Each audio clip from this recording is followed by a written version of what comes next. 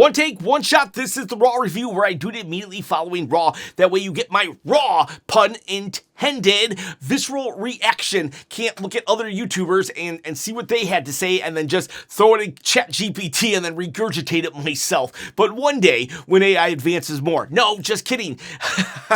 anyways, this is the world title too, by the way. If you want to win it, all you gotta do is comment below and be a subscriber to the channel. At 20,000 subscribers, I'm giving it away. It's not a toy.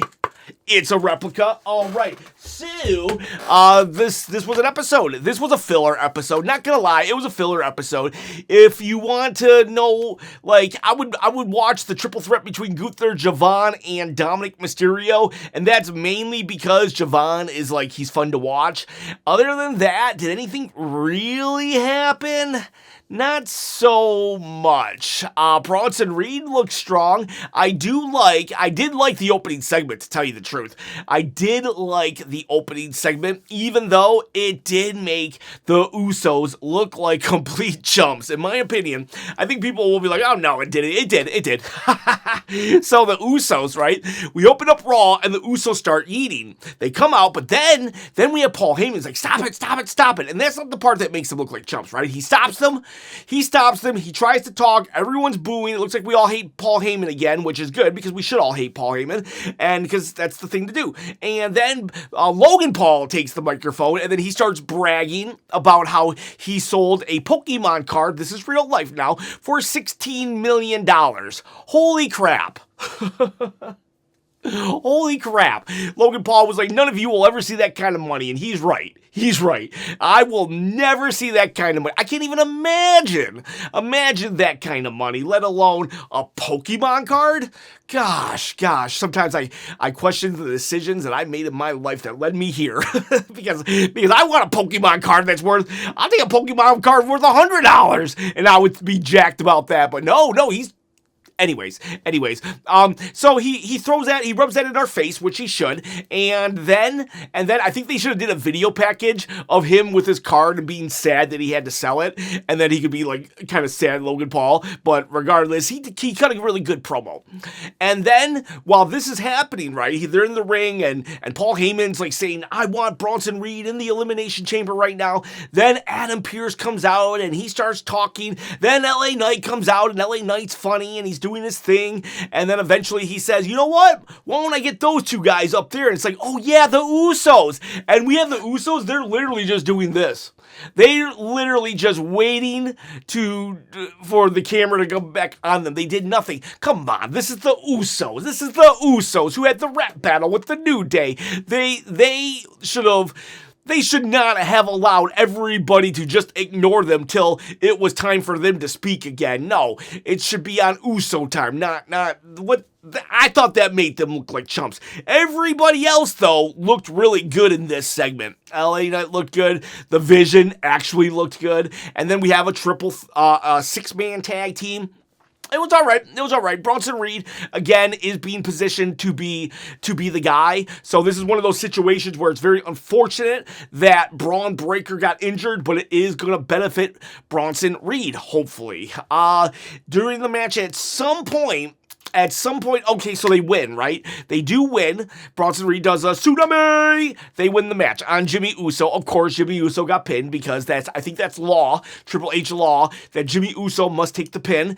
And then Logan Paul, he gets on the mic, he takes Michael Cole's headset and he starts talking smack. I thought that was really cool. And then boom, curb stomp. It's the masked man. Masked man once more. And then that person runs up the aisle and then looks at them and it's like, oh, who's this masked man?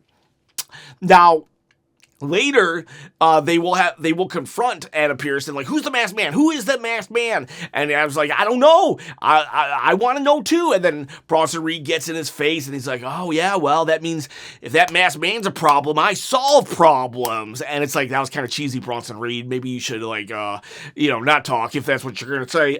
But yeah, so I still need someone from the Vision to attack Adam Pearce because I feel like Adam Pearce does not not afraid of them. And I'm not saying Adam Pearce needs to be so afraid that he just lets them walk all over him, but he needs to have fear of the Vision like I fear lightning. So, like, I'm not afraid of lightning, right? I respect lightning, but at the end of the day, I know lightning could destroy me. So I'm not going to walk outside with a giant metal pole, right? When it's raining. I respect and fear lightning enough that I will not tempt fate. And it doesn't seem like Adam Pearce fears and respects the Vision enough that he's just willing to get in their face and talk smack to them. He needs to fear the Vision and respect the Vision like you fear lightning. Does that make sense? And he doesn't. What else then we got? We had Oba Femi. He's signing, gets a contract with Adam Pearce, and they're trying to figure out, is he gonna, and then as he's leaving, Rusev out of nowhere, just, he eyeballs him, and weirdly enough, he's wearing Happy Rusev Day. Rusev Day was a thing back in the day. It's Rusev Day. Every day was Rusev Day, and every day was a great day. Rusev got himself over, and Vince McMahon did not like when someone got themselves over. Think LA Knight right now, and then you get punished for the fans choosing you and not creative choosing you.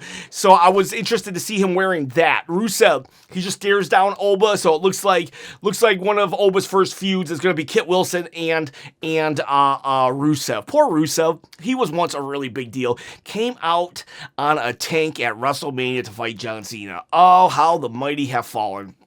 We then go to Natty versus Bayley versus Asuka. We did have a segment later with Asuka, again, just talking about how she's gonna win everything with against Rhea and Io. Nothing fancy there, but Asuka will win this match. She will, I can't remember if she tapped out Bayley or if she just beat her up and she passed out. Natty, though, they made a point to tell us 800 times that Natalya elevates, but Natty dominates. Okay, guys, we get it. This is a new, meaner Natty. And then Natty got beat up by Maxine Dupree when it was all said and done also. But, yeah, that was an all right match. I forgot Asuka had won an Elimination Chamber. They have done such a poor job. They've done, if you look at Asuka's resume, it's a great resume. But it seems like they've always done highs and lows with Asuka. They'll push her for a while, and then they'll just completely let her fall off a cliff. Even now, her character should be doing even more. She was one of the best things of 2025, and in 2026, it's I don't know. It's we never even fully addressed when Kyrie eliminated her accidentally in the Royal Rumble. It's that was such a really cool moment, and we were all afraid for Kyrie, and then no follow-up, even though they were on the show tonight. We have then Liv Morgan, she sits down with an interview, and Dirty Dom sits down and going to have a sit down with Michael Cole, and then Stephanie Fakir sits down and starts talking smack to her.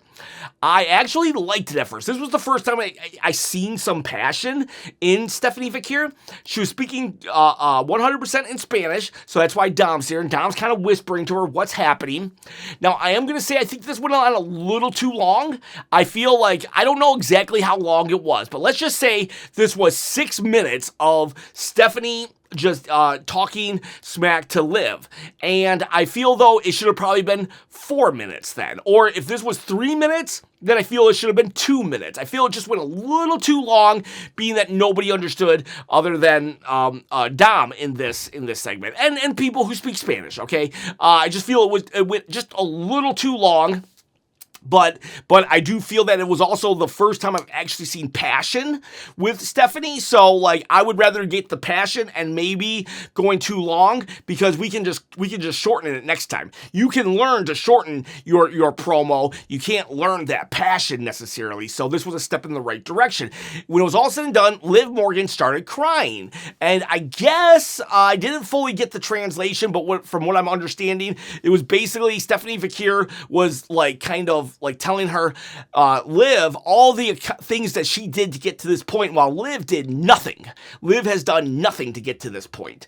And I definitely disagree with that. If that was what Stephanie said, then that is false to me. Now, while Stephanie has fought tooth and nail from the bottom all the way to where she's at, Liv has done the same. Just because Liv has only been in WWE developmental doesn't mean she hasn't fought tooth and nail as well. I think they both have, but they have different routes to it. Kind of like Daniel Bryan fighting tooth and nail to get to the WWE and be on top, and Randy Orton, John Cena, Brock Lesnar fighting tooth and nail in the WWE. Maybe Brock's a bad example, but John Cena and Randy Orton only being in WWE, and they're climbing to the top. So I think, while yes, different roads, I don't agree with Stephanie's what she said. However, if it's just to make your opponent cry, well then good job, because I didn't see any respect from Stephanie tonight, and I don't want any respect in my matches. I just don't. So then we have CM Punk comes out. CM Punk comes out.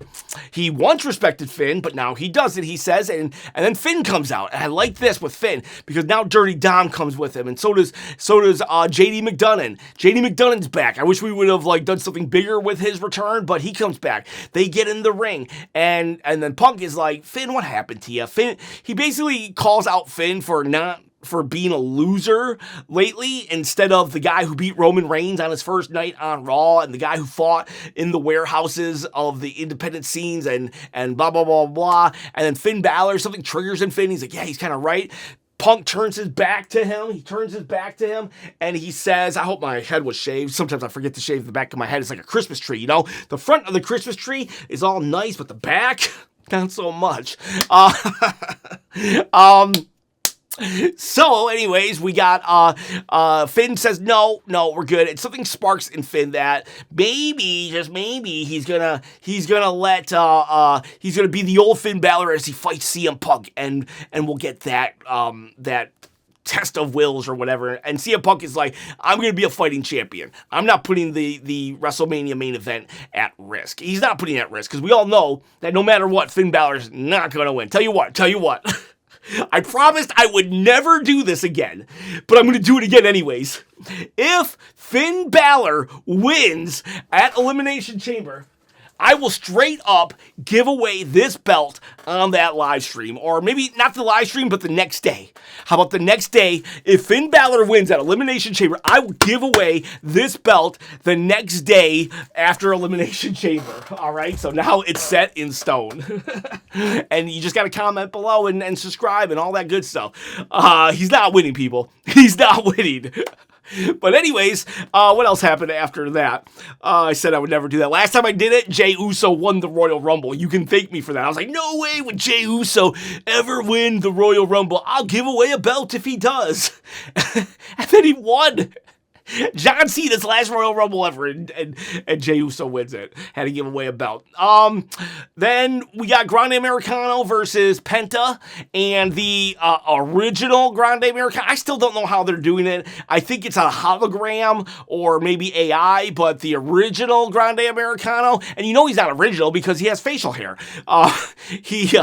He allowed the real Grande Americano to lose, and it looks like this hologram is a full-on babyface. So probably mass versus mass match at WrestleMania. Other than that, we're gonna have AJ Styles gonna have a good show, a tribute show next week. AJ Lee came out and she called out Becky Lynch. There was elements of the old AJ in here. There was elements of the old AJ Lee. I was like, ooh, that's the AJ I remember. And then she kind of lost it. She was kind of in and out. So I don't know. If you're liking this AJ Lee's second run, then this was probably a good promo for you. For me, I'm just going to remember the AJ from way back when. But there were elements of it here. And Becky Lynch is just a joy to watch. No wonder she's the best in the world. And that's not just me saying it. That's Sports Illustrated, people. That's Sports Illustrated. And then I'm pretty sure we go to our main event, which is Javon Evans, who that boy is bouncy, Dominic Mysterio, and Gunther. So everyone probably thought Gunther was going to win this one. I honestly didn't. I'm surprised so many people did think he was going to win, because I figured we were in a triple threat, so we could get Gunther on TV in a wrestling match without having to have him lose. Then Dominic Mysterio, I don't like that the Intercontinental Champion took a loss here, but at the end of the day, I do feel that this was a good call, getting Javon Evans to go into the Elimination Chamber. Javon won. So this is cool. You know, I like when an NXT guy or gal gets called up and they're treated like a big deal. I don't know. I don't know if we should have pinned the Intercontinental Champion. I don't know if we should have let Gunther lose. But at the end of the day, Javon was the right person to go into the chamber. Obviously, he's not going to win, but like, it's cool to see instantly in there with main event players, because, you know, maybe in 1 year this is the beginning of that push. Hey, you know what? Tiffany Stratton, she got into the chamber. She was too new to win, but within like 3 or 4 months she won Money in the Bank, and Javon would be a good Money in the Bank winner. But then yes, so Dragon Lee did hit Gunther as payback with the ring bell. So it looks like we got a mini feud going on there. That's a fine mini feud. You know, this isn't WrestleMania caliber, but it's something to hold him over. And yeah, so this was just so much a filler Raw. Things aren't gonna start popping again until after the chamber. But hey, you know what? I don't know. You tell me what, because I don't know what. So, boys, girls, thank you. See ya. Bye. You know what? Oh, 1, 2, 3, 4, 5. I'll give it a 6. But I didn't really have any problems other than it was just filler. And things could have, you know, maybe it'll happen a little quicker. Oh, there was a box also. There was a crate that said, don't open to chamber. What's it going to be? Maybe the gobbledygooker? All right, boys. All right, girls. See ya. Bye.